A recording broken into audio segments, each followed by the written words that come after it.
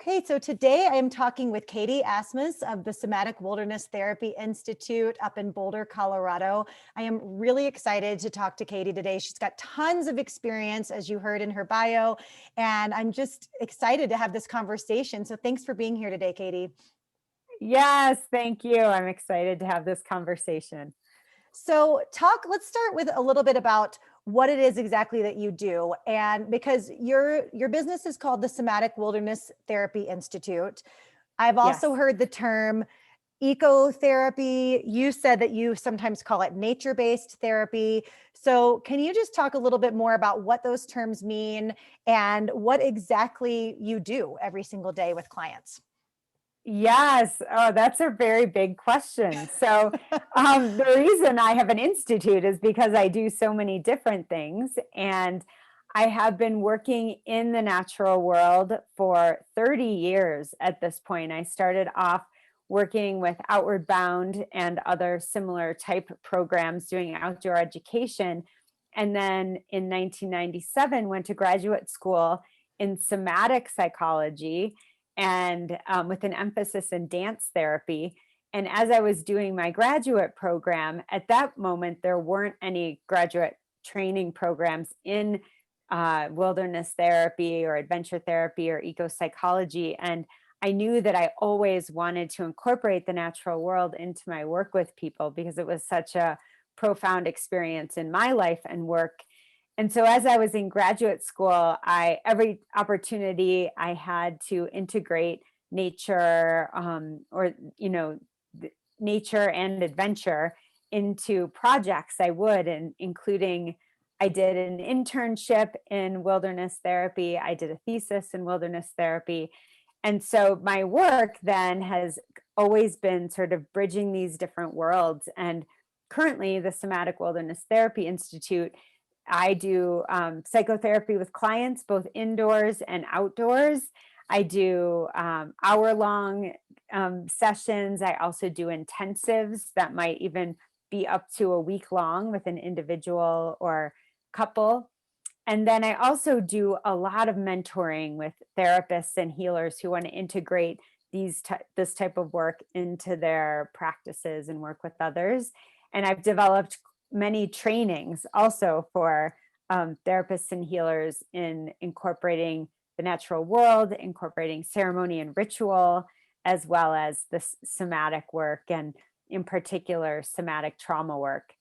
And so my days and weeks are different every day, every week. Sometimes I'm out in nature for days at a time.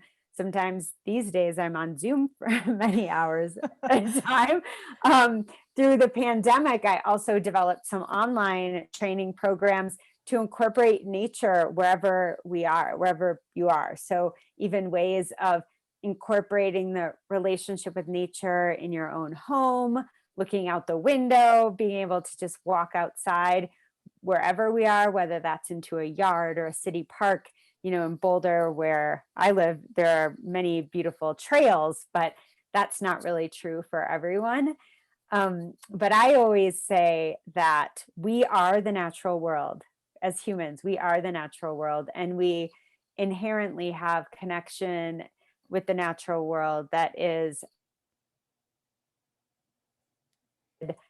health related. And so I love empowering people to trust themselves, therapists and healers, and to incorporate nature, because we all have a relationship with that. Obviously, I want people to do it in a way that's safe, right? And inside of their training or scope of practice. But that's another thing I get excited about when I work with people mentoring is, okay, what do you already know? What do you already do? What do you do for yourself? And how might you weave that into the work that you're already doing? So that's one part. That's what I do. And then the terms here. So, right, the name of the institute is Wilderness Therapy, Somatic Wilderness Therapy Institute. And like I said, I've been working in conjunction with the natural world for 30 years. And in the field of wilderness therapy, there are terms, sometimes people call wilderness therapy, sometimes adventure therapy, and then there's eco psychology. And depending on who you're talking to and what kind of professional organizations you're, connected with, sometimes these terms are used interchangeably. And I think that's so interesting because the words themselves have very different meanings and Mhm. connotations. But the thing about wilderness therapy and adventure therapy is often those two have gone together because adventure therapy, which includes backpacking or rock climbing or challenge courses, typically have been often done outside. And the original kind of programs in the field of wilderness therapy really began with camps and youth at risk programs, which we have today still, where youth and or adults go out for weeks and sometimes months at a time as part of a therapeutic program. And so I think that's why those two fields have been very intertwined. And then ecotherapy has come out of eco psychology, which is really a theory and looking at the inextricable connection of the health of us as humans with the health of the planet, and looking at the fact that our relationship with the natural world and our deep understanding of our interconnectedness with it, and the health, the interconnection of the health of us, the health of the planet, is so important that it really includes that relationship as part of the healing process. And then I'll say in the work that I do, even though I've done adventure therapy, working at Outward Bound and, other programs in my own program, doing backpacking, rock climbing, canoeing as part of the therapy, over time, what I have really been drawn to is the relationship with the natural world, whether that's being outside and, even just sitting outside and allowing the fresh air and the chirping birds and the deer that walk by to be a part of the process, or, to an experience of sitting with and having a conversation with a tree as part of the therapeutic Mm. process. But I just think the relationship is so critical, and it's also something that's accessible, Mhm. right? And I think often the more adventure based work isn't as accessible financially, physically, all in so many different ways for people. But connection with nature is something that we can all, take part in, like I was saying earlier, wherever we are. So that was Oh, a long answer. But no, it was perfect. It's so much juicy information in that answer. And I really love what you say about that nature, like getting people to explore nature wherever they are, because you're right, that is the accessibility is often a challenge for people. Not only the accessibility, but I think the words adventure, like you said, the words adventure, the words wilderness, they have very loaded definitions sometimes for people, where people think, well, I'm not adventurous. I'm just like a middle-aged mom or whatever that is, Right. And so I think that those programs, while they do amazing things, like when I was a counselor in the schools, I had students who did some of those wilderness programs in Utah, and they would go away for a semester and come back really transformed and amazing work that they were able to do.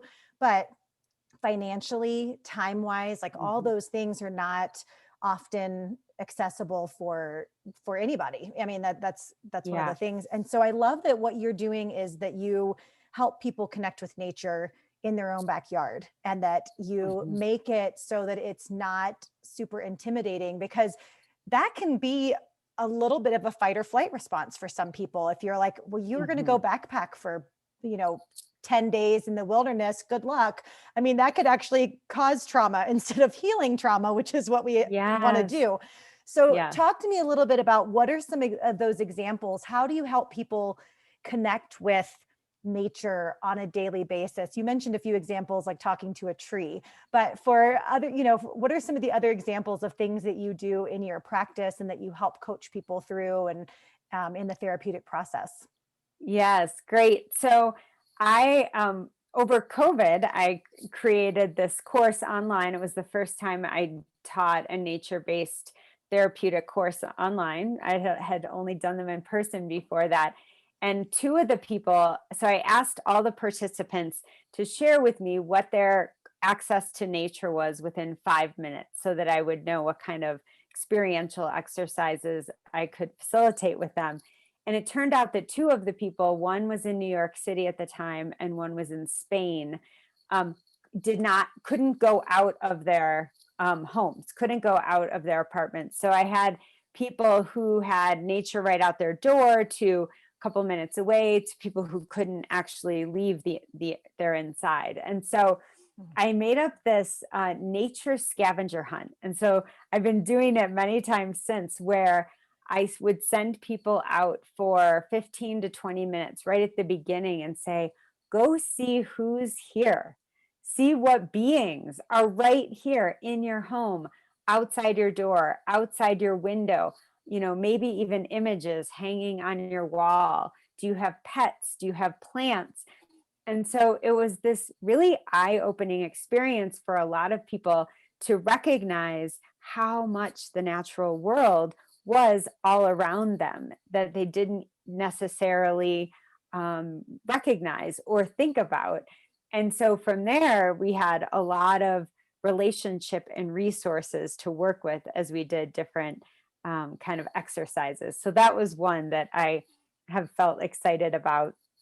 And then I do a lot of sensory awareness experiences, because with the work that I do with trauma and attachment work, it's so much about coming into the present moment, coming into our bodies in a way that's safe, and that, and often when we work with the senses, it really works with bringing us into the present moment. And so there are all different exercises I do with clients around that. And then I'll also conversations with the natural world. And there's so many ways that you can do that. It can be just sitting with something in the natural world that we're drawn to and getting to know it, seeing, again, exploring it through our senses. And or I'll invite people to speak to it. And when I say speak, that could be speak out loud, have a conversation out loud with the tree, and or in their imagination, in their mind, or through writing, through journaling. And then after speaking, sometimes I'll say, listen and see, do you get an answer back? And that might come through words, it might come through images, it might come through a felt sense.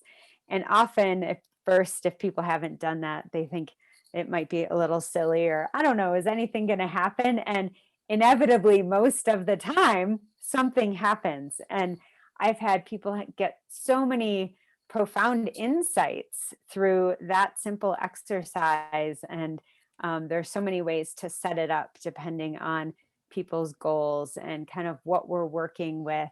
But for me, it's one that never gets old. Mm-hmm.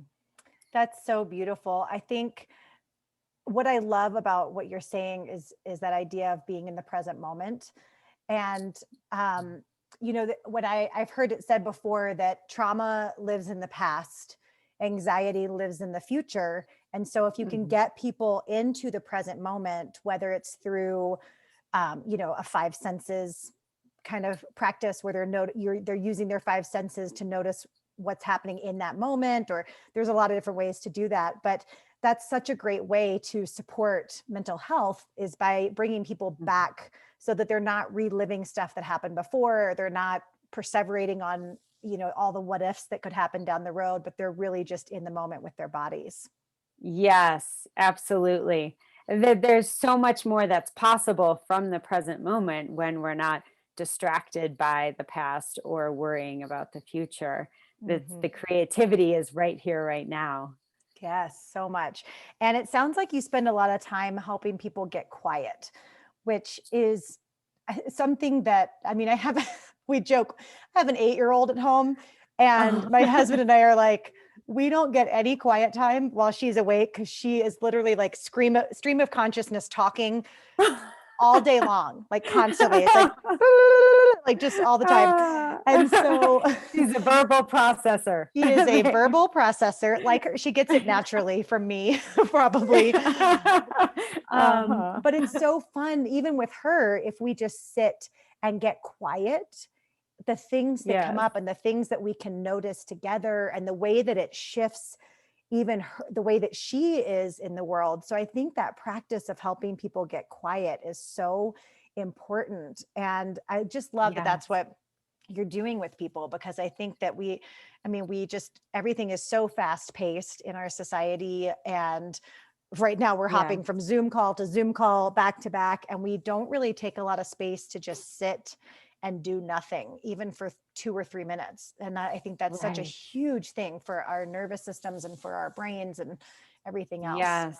Yes. And as you say that, I was just thinking, and the piece about sensory awareness is just like with meditation, if we are just quiet, we get a little anxious, like, oh, what am I supposed to be doing when I'm quiet? And so often having something to focus on, right? That's like, oh, the sound or the feeling of the ground or the feeling of the air or our breath is just enough focus, just enough to come into the present moment where there can be simultaneously the present moment awareness and the space. Mm-hmm. Yeah, it's all about creating space for people to Yes. kind of just sit and listen for a minute, whether it's to themselves or to their intuition or to, like you were talking about the trees. What can you learn from the trees if you just sit and get quiet for a second and create that Yes. space, that time? So great. Yes. Oh, Oh, I just thought of another thing I'd love to share because it's such a simple one. One exercise that I often will give to my clients or people I'm working with is to find a place in nature that can be a sit spot. mm, And it's a place to develop a relationship with. And again, this could be indoors. So it could be a spot indoors where there are some plants, or it could be a spot in your yard, in the garden, or many people have spots that are, at the creek or with a particular tree. And the idea is to go there, every week, or for some people every day, or several times a week, and really get to see and know this place and the beings in this place over time and through different seasons, and to really just notice what you notice. And there's so many things you could do there. You could journal, you could sleep, you could have conversations with the natural world, but there's something about the consistency of going back over and over that for many people becomes really profound and really takes on a life of its own and a relationship of its own. well, I think that speaks perfectly to what you were talking about earlier with this ceremony and ritual. It's creating rituals in our daily lives. This is Yes. something I've had a few conversations recently with friends and people where we were talking about how much there's something that I think we are all called to ceremony and ritual. And it's Hmm. something that we don't do a lot in our society that I personally, I do it, I try to do it every day. I have like my little morning ritual, and I don't like to call it a routine because I like for it to feel special and not something I have to check off my to-do list. So I call it a ritual because to me, Nice. it feels like this is a ritual. This is like special. And so I would love for you to share a little bit more about, because I noticed in part of your bio, or might have been on your email signature, you said you're a ceremonialist. So I would love to talk a little bit about how ceremony and ritual play into your work and how, and your life in general, what those look like. Yes, great. Oh, it is such a big part of my work and my own personal passion as well. And I'll say, I think about, first of all, ritual as something, and people use the terms slightly differently depending on where you're looking at it. But I think about ritual as something that we repeat, that we do over and over, whether that's every morning or, each week, or when we begin something, we begin it the same way every time. And then I think about ceremony as something a little bit bigger, where there are often multiple actions, sometimes rituals within the ceremony that's really marking a change or an intention in life. And so with ritual, I think about ritual as helping us to shift states Mm. that, so my morning ritual, I have tea, and there's something about really just helping me shift from sleep into the day. And when we do things over and over, there's something that becomes familiar about it, and also gets paired in our association, in our bodies, in our nervous systems with that ritual that can help remind us, oh, this is what's about to happen. And so that's something I incorporate in my own life. I also incorporate it into my sessions with people and help them look at, what are the rituals in their life, and are there any that they would like to create. So there's that. And then ceremony, I think since I was young, my family was always into creating kind of spontaneous honorings. And so for Mm. different holidays, we would do readings or have celebrations. And my husband jokes, he says, be careful what you do with Katie's family, because it's going to become a tradition they're going to do every year from then on. So we like add on to our ceremonies and rituals all the time.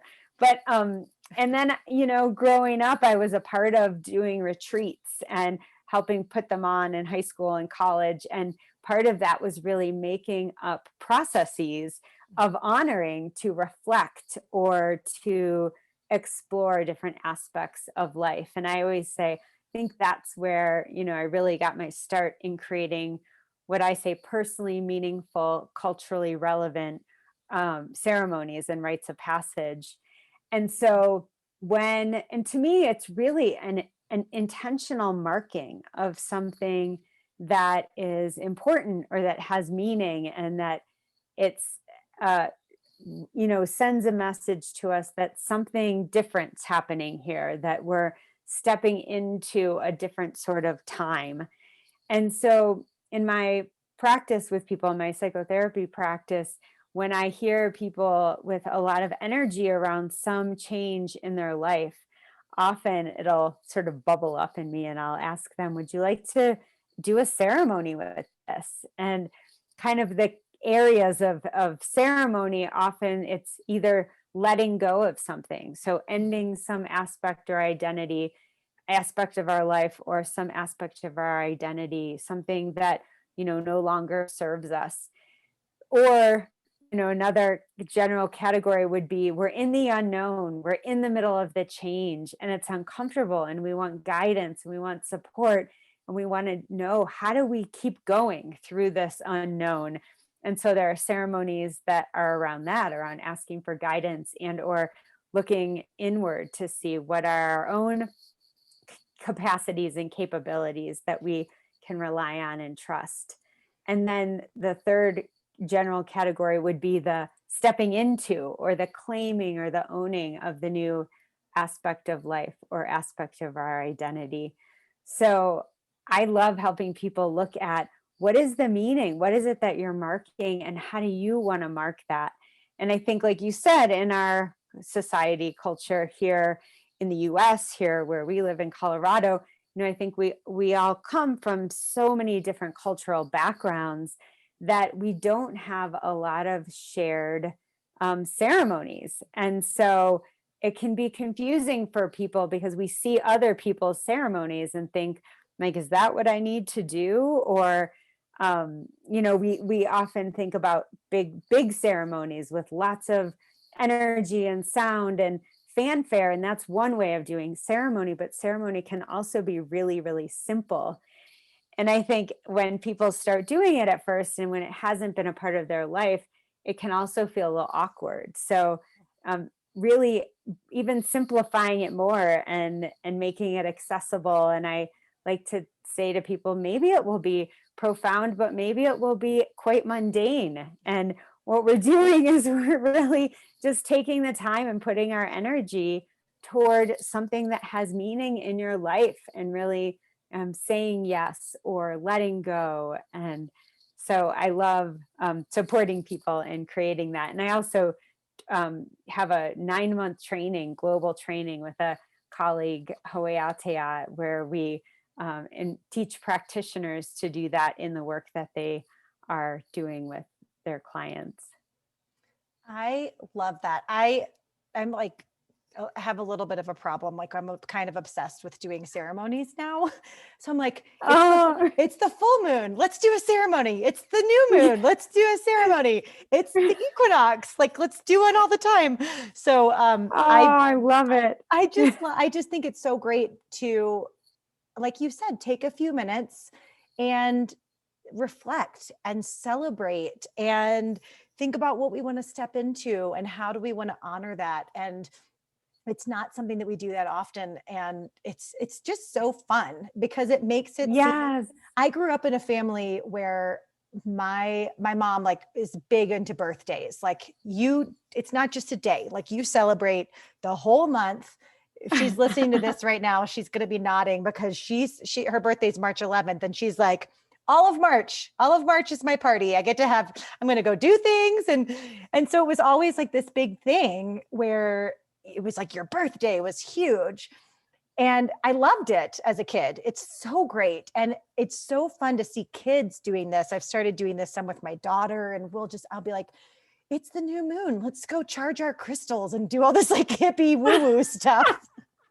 My husband's like, I love it. My husband will be rolling his eyes like, oh my gosh. I mean, he's like such a scientist, but it's just fun. It's fun. It's fun to do this kind of stuff. So those of you listening, if you don't have any rituals, reach out to me and Katie. We will happily help you plan your rituals and your ceremonies and all of your good stuff.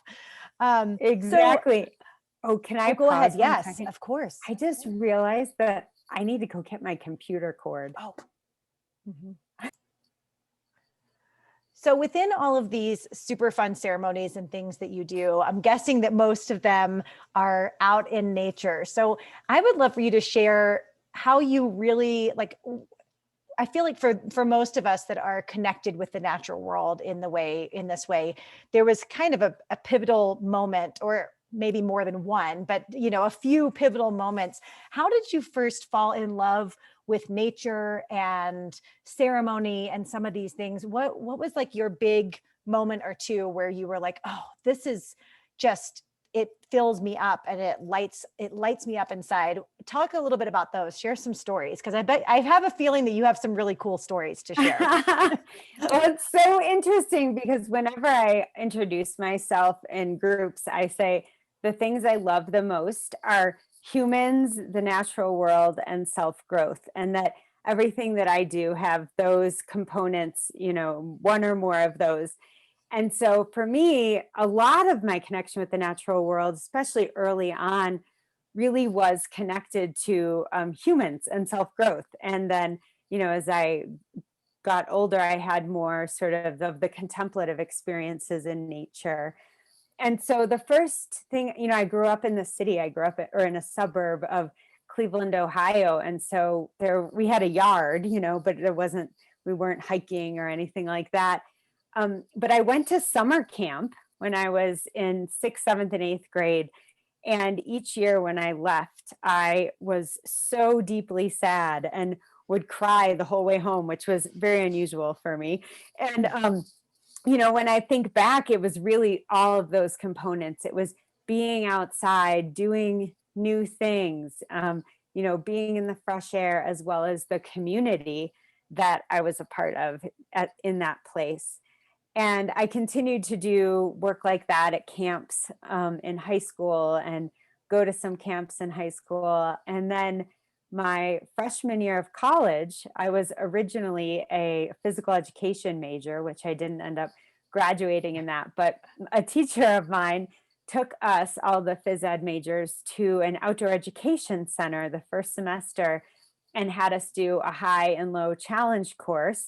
And this is back in the early 90s. So now lots of kids and schools and groups do outdoor education, but at that point I'd never been on a challenge course before. And we did a rock climbing wall. And I remember after I did the high challenge course, and I was terrified being up dangling from these ropes. I was 18 years old, and when I got down, I felt so empowered. I felt, so proud of myself. I couldn't believe that I did this. And I said at that moment, this is what I want to do with my life. And when I look back, I don't even think I really knew what that meant, except that it was such a powerful experience for me.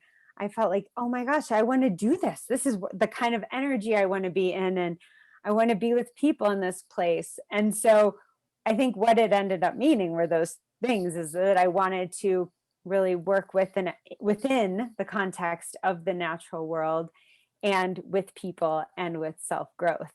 And so what I've really noticed over time is that how much more alive I feel outdoors, healthy, energized. There's the spontaneity of just what's happening in the world itself and our relationship to it. And so when I met my husband many years ago now, I said, there are two things I will always do my whole life. One is I will always have Christmas with my family. And the other one is I'll always work in conjunction with the natural world and work outdoors as part of my work in the world. So that was kind of the original. And then I've like I've talked about, kind of found my way, and the work and has evolved over time. Oh, that's so fun. Well, it speaks to your two things, your ceremony with your yearly ceremony with your family. And now you get to end your time outside, which is so perfect. It's so great that you were able to find a way to do that. So what are some of your Yes. favorite things to do personally then? Do you enjoy hiking? Do you get to go on adventures with your husband? What are some of the ways that you connect on a personal level, not just from a work perspective? Yeah, well, these days, the most common thing I do is hiking. And so I live about a block from the trails, from the foothills in Boulder. So it's really easy just to walk out my door. And during COVID, I mean, I feel super blessed and Yeah. grateful that it's been so accessible to me. And it really is, it's something I could do for 15 minutes. It's something I could do for several hours. So that's really the most. But I also love water. So I love canoeing, is kind of the water sport that I've done the most. I love biking. I used to do more rock climbing and skiing. I don't do that as much now. And just traveling. I love traveling to new places, whether that's backcountry places or other cultures in different ways. And the things that I love the most when I'm there are checking out the landscape, really, seeing who is there. And then also the people, the people and the nature. So that's something else. That's the theme here, right? The people and the nature. It's so great. Yes. So Yes. what do you think is your next big adventure? Once we're able to, I hate to use the term get back to normal, because I think that it's going to be a long while before I think our normal is going to shift quite a bit, and we're going to come into a new normal as a society. And I hope that there's a lot of good things that come out of that new normal. But when we get Yes. back to some semblance of normal, where we can travel and we can hug each other when we meet and things like that, Yes. where is the first thing, or what are you really excited to do? What's your adventure or your thing that you're excited to get back to that you haven't been able to do for a while? Yes. Well, I always have a very long list of places I'd like to go and places I'd like to adventure, but two things are on my list. One is it's already happening. So in the fall, I looked at, okay, we're going into the winter, we're still isolating. How am I going to adventure? And so I bought a camper van. And the idea was that I could travel and, have everything right there, sleep in the van, be able to decide in the moment what I wanted to do, get lots of places. And so I am really just still in the process of exploring that. So I've only done, I did a 1 night and a 3 night, and I'm going to be doing a week-long trip soon. And so I feel like it just kind of, having the van itself has opened up to travel in new ways that I haven't. And I'm even really excited to see different parts of the US that I haven't seen yet. So that's happening. And then uh, two people recently in my life have been talking to me about tree climbing, which apparently is a sport like rock climbing, but tree climbing. And I have not done that. And so that's something that I also have on my list that I'd love to try soon. And one of the people who I was talking to is on the board of the International Tree Climbing Association and was talking about going to all different places and countries and having gatherings with the association and tree climbing. So now I'm really curious about what that could open up in terms of both travel and adventure. I That's so funny that you said that, because it brought back this memory like years ago when I was leading outdoor ed. I think we actually did a day like that was part of something, and I haven't heard of people tree climbing in like 15 years. So Oh, wow. I don't know if it's maybe just always been around and I just wasn't aware of it, or maybe it's making a resurgence. Who knows? But Yeah, yes, I think that's true. well, that's such a fun way to connect with the natural world, because it's got the adventure, a little bit of like, ooh, I'm kind of nervous because I'm really high up in a tree. You get to talk to the tree. That's I feel like that would be such a fun way to explore, and that it just sounds so fun. So I hope that you get to do that Yes. soon. Thank you. And do you have anything coming up? If people are interested in working with you, where can they find you? And do you have any sort of programs or anything coming up over the summer or in the fall if people want to connect with you in that way? Yes. So people can definitely check out my programs and trainings that it's actually, well, it's the Somatic Wilderness Therapy Institute, and the website is wilderness therapyinstitute.com. And there, I have many trainings in the summer for therapists, coaches, and healers to incorporate the natural world into their work. One is collaborations with the natural world, which is a 5-day in person. I have uncovering genius, which is parts work in the natural world. And then I'll be doing a shadow work and dream work program in August. I'll also be offering some women's quests, rites of passage quests on the land this summer. And then in the fall, we'll be starting another ceremony and rites of passage global training, as well as a somatic trauma training online. Oh, and then I have my also online intro to therapeutic nature-based interventions, which we offer periodically. It'll say the next dates on the website, which is 8 weeks, 2 hours a week, and lots of exercises and kind of bite-sized ways of integrating it into your work, as well as looking at the big picture of the field and how to incorporate this work ethically with whatever it is that you're already doing. Oh my gosh, I love that. You've got so many cool things going on. I'm already plotting. I'm sitting here going, ooh, I got to get on your website and book my spot in some of these things, because I think it's going to be, we're not that far apart. We're only about 30 minutes apart. So I'm going to have to Yes. pop up there and join you for some of those. So we'll make sure and put links to all those in the show notes so people can get in touch with you if they're interested. And I'm so excited we had this conversation today. This was super fun to learn about what you do, and I feel like we could probably talk for 3 more hours about. Yes, I think so. But we'll just give you the tip of the iceberg for now, and then we'll have to do some stuff later on. So for those of you that listen to this at home, thank you so much for listening to this Lessons from the Map podcast. I appreciate it. And I hope you have a mindful, adventurous, and present day.